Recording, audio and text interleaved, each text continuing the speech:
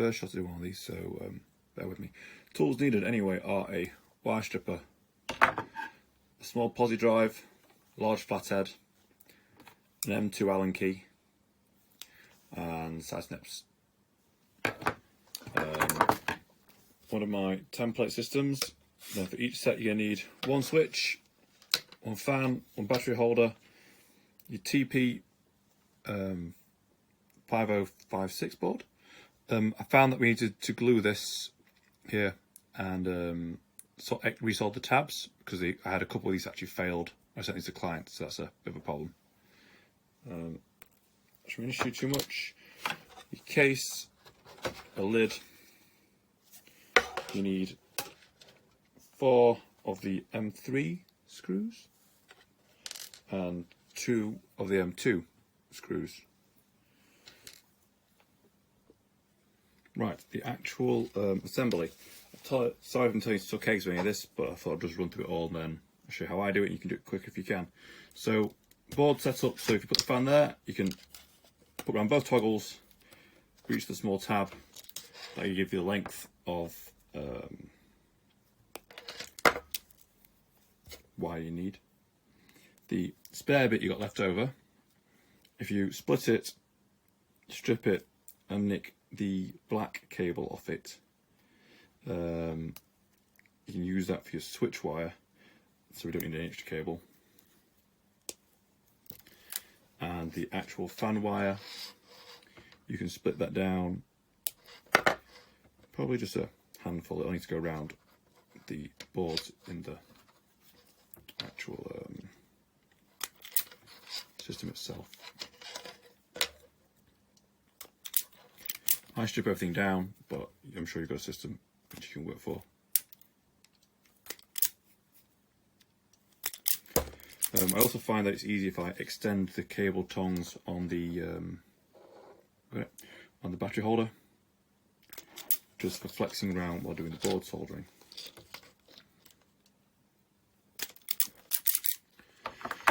Right, so you can tin all these wires if you want to. I sometimes do, I sometimes don't. I'm a bad person, but oh well. So, cracking on. So I'm just twisting on my wires so they feed through easy enough.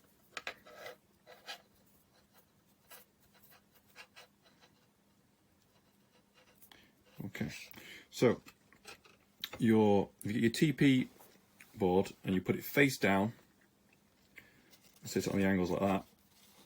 That's where it's labelled. So you have red fan, battery red, battery black, switch black. So you can effectively just set all these up in advance. The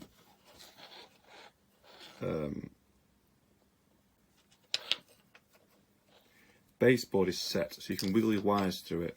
I'll show you in a second. Stop them all walking out of position while you're soldering.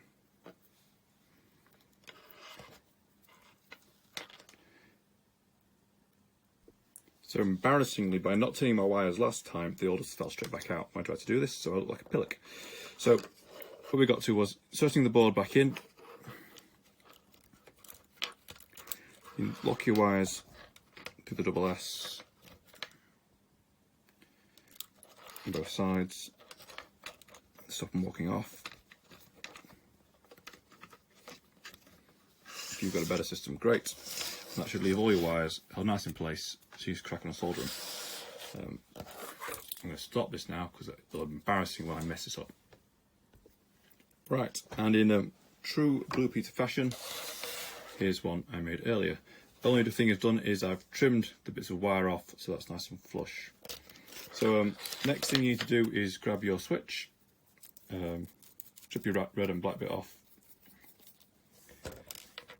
grab your 2 spare black wires. If you want to throw some heat shrink on it, that's what I do. I'm not going to judge if you don't.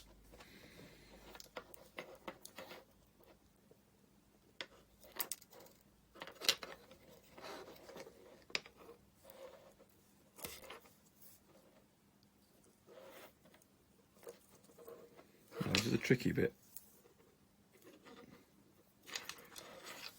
remember to post the buggers through the box before soldering onto the switch. We have done at least 3 or 4 times now. I forgot to do that, which makes a pain in the arse because these switches are very, very cheap. So these little tongs, which we soldered to, have a nasty habit of melting the ways back out. Or the switch, it all just melts and turns into shite. So anyway, you got it in there. There's a lovely groove in this case, just hold your switch in place while you solder it. And that's that bit. Right, so once your switch is soldered, properly pull it back out. Feed your heat shrink through.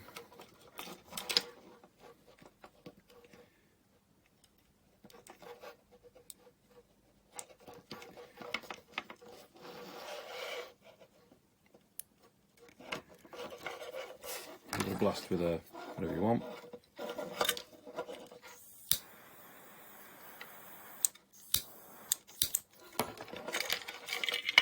Those can be screwed in.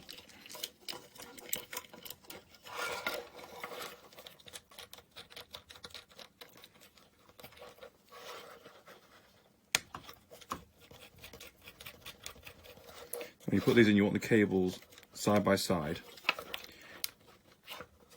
like that. So you can bend them up here to the assembly. So let's go like that. Bend those up at that point, which means you can fit your fan ducting down tightly into the hole there. If you want to fix that down now, you can do. You can fix it down later. It doesn't really matter. All 4 corners are pre-designed to take a screw, so it doesn't really matter which corners you use, whichever is easy for you. I always go for these 2 just because.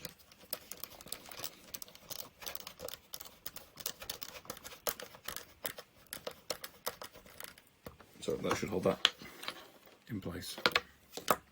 Right, the tricky bits. The TP board sometimes wedges against these arms here, so you gotta make sure you don't put too much solder on these arms and you don't have any glue overhanging here. There's a bit too much there. It's a bit of a not very precise science. All your cables go underneath the board. Feed your board end into the hole. I'm going to try and make sure definitely sits in properly. Now this is sprung, so this is why you need your big flathead. Slide it underneath. Stick a thumb on the back of the case and just prise it back a bit when you push your board down. Needs a bit of love, but your TP board should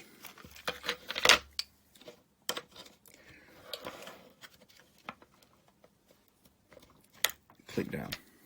There's a little tooth on top here to make sure it locks in properly. That's fully locked in, it's in properly. Got the good one. Right, the last intricate bit is the battery case. You see there's a groove in the case just there. That takes your red one, and on that side the black one. So you fold your wire under the case, but align it to the corner. Same for this side, fold under the case to the corner, and those slide down those grooves. Now you want to do this once, because it probably does shag the cable sheathing a bit, although it's possible to see once you've got it in. You align it to the holes, get underneath, give it a bit of a shove, and make sure the cable down here to the edge and just pulls down. It should let you get it all the way to the bottom in a nice snug manner. Ta-da! Last thing you need to do is grab a cell, tissue works,